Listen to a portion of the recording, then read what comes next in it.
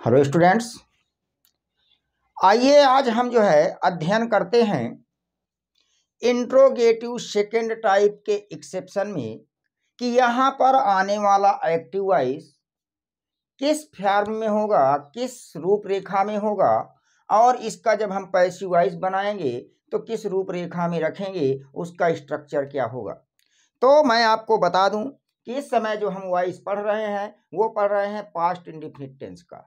Past indefinite tense के में हमने जो है affirmative, negative, interrogative first type, interrogative second type का अध्ययन कर लिया है। वहाँ पर हमने सीख लिया है कि इनका एक्टिव से पैसिव कैसे बनाते हैं। अब हम आज चर्चा करेंगे इंट्रोगेटिव सेकेंड टाइप के एक्सेप्शन का कि यहाँ पर आने वाला एक्टिव वॉइस किस रूप में होगा और उसका पैसिव वॉइस किस रूप में बनाया जाएगा। तो आइए देख लेते हैं।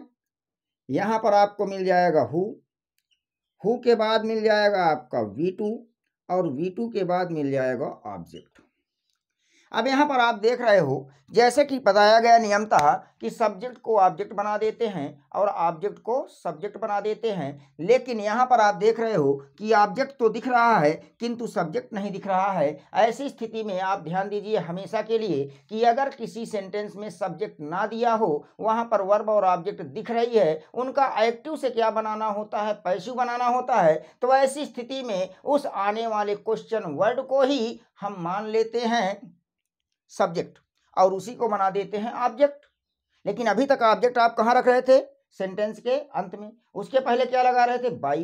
किंतु अब ऐसा नहीं है, आपका सेंटेंस इंट्रोगेटिव है तो बनने वाला पैसिव वॉइस भी इंट्रोगेटिव में ही होना चाहिए। इसलिए क्वेश्चन वर्ड का जो भी ऑब्जेक्ट बनेगा उसको प्रारंभ में ही रखेंगे। तो हु का ऑब्जेक्ट हुम होता है और प्रायः ऑब्जेक्ट के पहले बाई लगाया जाता है, तो बाई हुम कर लेंगे। उसके बाद सिंपल पास्ट चल रहा है। सिंपल पास्ट में देखा जाए तो पैसिव वॉइस में वाज या वर ऑक्सिलरी वर्ब का प्रयोग किया जाता है। उसके बाद सब ऑब्जेक्ट को सब्जेक्ट बना दिया जाता है। पुनः जो है जो भी आपका मेन वर्ब है उसका पास्ट पार्टिसिपल यूज कर लिया जाता है। इस प्रकार से आपका एक्टिव से पैसिव वॉइस बन जाएगा। तो क्या करेंगे, हु का क्या रख देंगे, बाय होम। इसके बाद ऑब्जेक्ट को सब्जेक्ट बनाएंगे, लेकिन देखेंगे सब्जेक्ट बनने वाला सिंगुलर है कि प्लूरल। अकॉर्डिंग टू सब्जेक्ट हम क्या करेंगे, वाज या वर रख लेंगे। उसके बाद जो भी आपका मेन वर्ब है उसका पास्ट पार्टिसिपल यूज कर लेंगे, एक्टिव से पैसिव बन जाएगा। तो चलिए लेते हैं जो है कुछ एग्जाम्पल्स। जैसे एक्टिव में हमने ले लिया हु बेट यू, ये आया, कहा कि इसका आप बना दीजिए पैसिव। तो चलिए इसका हम पैसिव बना देते हैं। अब पुनः ध्यान दीजिएगा कि जैसे आपका बीट है, क्या है, बीट, ये तो ये आपका V1 भी होता है और यही फॉर्म V2 में भी होता है, बट इसको बीट पढ़ते हैं, इसको बेट पढ़ते हैं। तो अब कुछ लोग सोचेंगे कि ये अगर इसको V1 पढ़ लेंगे तो ये सिंपल प्रेजेंट में चला जाएगा। तो ऐसा हो सकता है, किंतु ध्यान रहे कि सब्जेक्ट आपका जो हु है, ये हु आपका सिंगुलर नंबर में काम करता है। जब हु आपका सिंगुलर नंबर में काम करता है तो वर्ब भी सिंगुलर लेता है। तो अगर जो है अगर ये सिंपल प्रेजेंट में होता तो यहाँ बीट नहीं बीट्स होता। इस बात का ध्यान रखिएगा। तो अगर हु के आगे ऐसे लिखा है तो इसको हम V1 नहीं मानेंगे, बल्कि क्या मानेंगे, V2 मानेंगे। तो पढ़ेंगे हु बेट यू। अब यहाँ पर ये पहुँच गया, कहाँ पर, सिंपल पास्ट में पहुँच गया। आसानी से हम इसका एक्टिव से पैसिव बना सकते हैं। तो हु को हम किस में चेंज कर देंगे, बाई होम में चेंज कर देंगे। सब्जेक्ट किसको बनाएंगे, यू को, तो यू के अकॉर्डिंग क्या आ जाएगा, वर आ जाएगा। उसके बाद यू का सब्जेक्ट यू होता है और बीट का थर्ड फॉर्म बीटेन होता है। By whom were you beaten, ये आपका बन गया एक्टिव से पैसिव। इंटरमीडिएट के एग्जाम में कई बार और हाई स्कूल के एग्जाम में भी कई बार इसका पैसिव दे करके एक्टिव बनवाया था। तो अगर आपको कहीं मिल जाए by whom were you beaten, तो आप ध्यान दीजिए बाय होम का सब्जेक्ट क्या हो जाएगा, हु। उसके बाद सिंपल पास्ट के सकारात्मक में वाज या वर का प्रयोग नहीं होता, मतलब किसी भी प्रकार की ऑक्सिलरी वर्ब का प्रयोग नहीं होता। तो हु आ जाएगा। हु के बाद सीधे मेन वर्ब आएगी, तो बीटेन का पास्ट पार्टिसिपल यूज है, उसका पास्ट यूज कर लेंगे, बेट आ जाएगा और उसके बाद यू को ऑब्जेक्ट बना देंगे। तो by whom were you beaten का एक्टिव होगा हु बेट यू, और हु बेट यू का पैसिव वॉइस होगा by whom were you beaten. तो ध्यान दीजिएगा कि इस तरह से हम आसानी से इसको बना सकते हैं।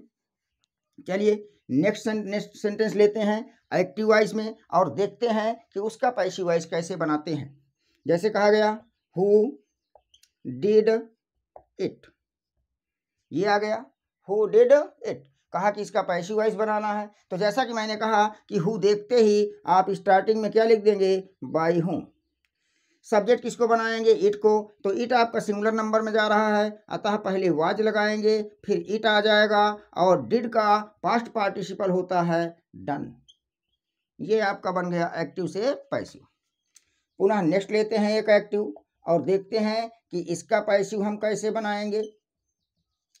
जैसे कह दिया गया who broke the chair, who broke the chair. कहा इसका पैसिव बनाना है, तो हु को देखते ही प्रायः हम सबसे पहले क्या लिख देंगे, बाई हूँ। उसके बाद द चेयर सिंगुलर है, क्या लगा देंगे, वाज। उसके बाद क्या लिखेंगे, सब्जेक्ट बना देंगे द चेयर को। उसके बाद ब्रोक का पास्ट पार्टिसिपल होता है ब्रोकन। ये आपका बन गया एक्टिव से passive. Who broke the chair का पैसिव वॉइस होगा by whom was the chair broken. तो इस तरह से पैसिव वॉइस में जो है ज़्यादा प्रॉब्लम्स नहीं है, बस थोड़ा नियम समझने की है कि कहाँ पर कौन सा नियम लगाएंगे। प्रायः यहाँ पर जो नियम भी काम करते हैं वो नियम आपके काम करते हैं सामान्य नियम, बस थोड़ा थोड़ा परिवर्तन है, ज़्यादा कुछ नहीं है। जैसे कह दिया जाए हु डिसीव्ड यू, का इसका पैसिव वॉइस बना लो, तो आपको हु दिखा, सीधे ही बिना कुछ सोचे समझे बाय होम कर दीजिए।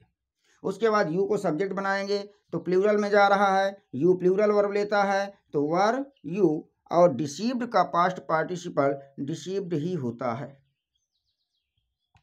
Bye whom were you deceived. इसके बाद नेक्स्ट लेते हैं, नेक्स्ट आपका है who cheated him, who cheated him. अब कहा इसका पैसिव वॉइस बना दीजिए, तो जैसे हु देखा तो सीधे हमने कह दिया बाई हूँ। हिम को सब्जेक्ट बनाएंगे तो ही बनेगा, ही के अकॉर्डिंग क्या रखेंगे, पहले वाज रखेंगे फिर लाएंगे ही। चीट का पास्ट पार्टिसिपल चीटेड होता है। इस प्रकार से हम एक्टिव से पैसिव बहुत ही आसानी से बना सकते हैं। यदि क्लास आपको अच्छी लगी हो तो वीडियो को लाइक कीजिए, कमेंट कीजिए, शेयर कीजिए। मिलते हैं नेक्स्ट क्लास में। Thank you all of you.